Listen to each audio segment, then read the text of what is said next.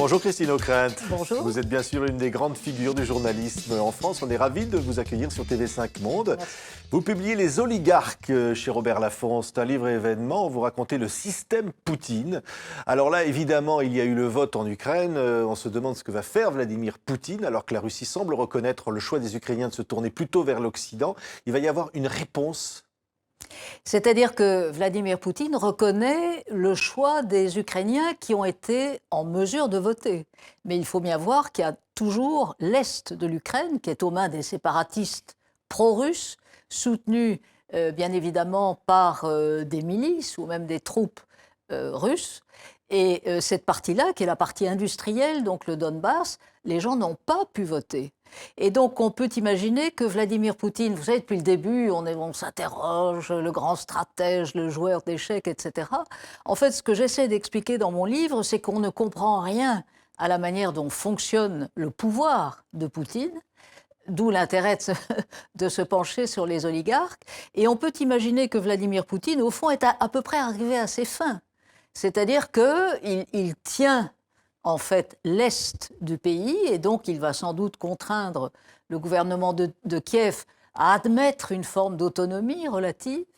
Et on voit que M. Poroshenko, qui est donc le président actuel de l'Ukraine, qui est lui-même un oligarque, le roi du chocolat, a obtenu une majorité relative et donc on peut penser que les relations, il faut l'espérer en tout cas, vont se normaliser, mais avec une très nette victoire de Vladimir Poutine, qui d'une part a annexé la Crimée, ça c'était en mars, et qui d'autre part tient quand même sous sa coupe, directe ou indirecte, tout l'Est du pays. Ça veut dire qu'il ne lâche rien et qu'en réalité, il a gagné, encore une fois, Vladimir Poutine? On ne peut pas dire ça comme ça, parce que les sanctions occidentales mordent quand même. Et mordent qui? Les oligarques. Parce que quand vous voyez que ce sont des individus qui ont été nommément atteints, c'est comme si en France ou dans n'importe quel pays de TV5 Monde, on frappait individuellement le président des chemins de fer, le président de la compagnie aérienne, le président de tel ou tel grand secteur industriel du pays. Et donc c'est un système très singulier que le système russe, où ce sont des individus qui tiennent en fait les matières premières. Vous savez que la Russie, en fait, malheureusement, reste une économie entièrement dépendante de ses ressources naturelles. Et il y a une dizaine, une quinzaine d'individus qui tiennent les secteurs clés de ces matières premières, qui sont pour la plupart des anciens du KGB et pour la plupart des anciens de Saint-Pétersbourg, et tous, bien évidemment, tenus en quelque sorte par le maître du Kremlin. Oui, ça veut dire qu'il y a un pouvoir, celui des oligarques dont vous parlez, Christine Ockrent, qui se livre aussi une véritable guerre entre eux. C'est une guerre pour le pouvoir économique et le pouvoir politique. Non, pas le pouvoir politique. Le pouvoir politique, il n'y a qu'un maître en Russie, c'est Vladimir Poutine. Et il n'y a pas d'espace de liberté, il n'y a aucune liberté d'information.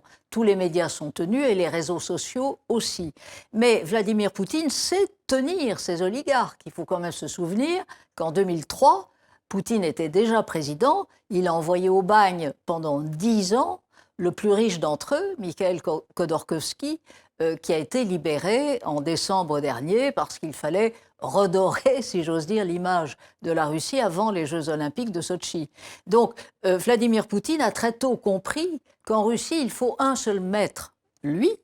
Et donc il tient ce système et il a placé en fait ses hommes à la tête des grands secteurs de l'économie russe. Alors que sous Yeltsin, souvenez-vous, c'était les années 1990, chez nous en France, on avait Mitterrand et Chirac, donc ça paraît quand même relativement proche et familier, et on n'a pas du tout compris la manière dont la Russie s'est complètement effondrée et s'est sentie très humiliée.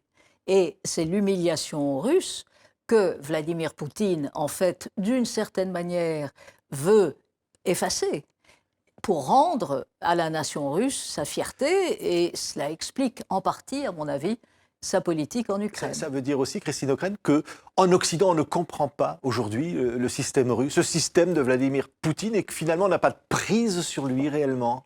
Je crois qu'on comprend mal les racines de ce pouvoir, de cette forme d'idéologie de pouvoir autoritaire, qui est d'ailleurs dans la tradition russe depuis toujours. Mais en même temps, on a compris, puisqu'on les frappe, que ce pouvoir tient aux oligarques qui entourent Vladimir Poutine. Simplement, les sanctions frappent ces gens, donc ils peuvent moins voyager, ils ont moins facilement des visas, etc. Mais leur fortune, il ne faut pas s'inquiéter pour eux, leur fortune est à l'abri dans tous les paradis fiscaux de la planète. Et c'est aussi une manière paradoxale pour Vladimir Poutine de resserrer son emprise sur eux en leur disant « Vous voyez ce qui arrive quand vous dépendez trop des Occidentaux, revenez donc dans la mère patrie et tournez-vous vers la Chine, parce que c'est là, bien évidemment, où Vladimir Poutine, aujourd'hui, va chercher des appuis pour vendre son gaz et son pétrole. » Christine O'Krent, c'est vrai que la Russie finance le Front National de Marine Le Pen en France ? Le Kremlin s'intéresse de très près à tous les partis d'extrême droite au sein de l'Union européenne, à commencer par la Hongrie, où c'est un leader, Orban, qui est vraiment à la droite dure, qui est au pouvoir. D'ailleurs, la Hongrie a obtenu son gaz 30% moins cher que les autres. Et en France, il est avéré qu'il y a des formes de soutien, oui, au Front National. Sonnantes et trébuchantes, c'est-à-dire que la Russie donne de l'argent au Front National en espérant que le Front National soit élu. Il n'y a pas de preuve. Il est certain, par exemple, qu'il y a une petite chaîne de télé sur Internet qui est financée par des Russes, pas directement par le Kremlin. Il y a toujours un oligarque pour se dévouer. Marine Le Pen, en particulier, a été reçue au Parlement. Elle a été reçue à Vienne, capitale de l'Autriche, où se réunissaient tous les leaders de l'extrême droite, invités par l'un de ces oligarques, qui s'appelle Malofeev. Donc vous avez tout un système. Si vous voulez, Vladimir Poutine a eu très très peur quand il a vu à Kiev, en Ukraine, sur la place Maïdan, des gens prêts à mourir, à la fois pour la démocratie et pour l'Europe. Donc, à partir de là, le raidissement du Kremlin vis-à-vis de l'Ukraine, c'est cette frayeur-là. Et en même temps, Vladimir Poutine voit nos sociétés européennes. Oui. Et il pense que l'extrême droite peut gagner en France. Il le souhaite même. Bon, je ne suis pas dans son esprit, je n'irai pas jusque-là, mais en tout cas, il est certain qu'il considère que les forces populistes, en France comme ailleurs, c'est une façon probablement de faire fermenter nos sociétés et dans un sens plutôt favorable à ces thèses.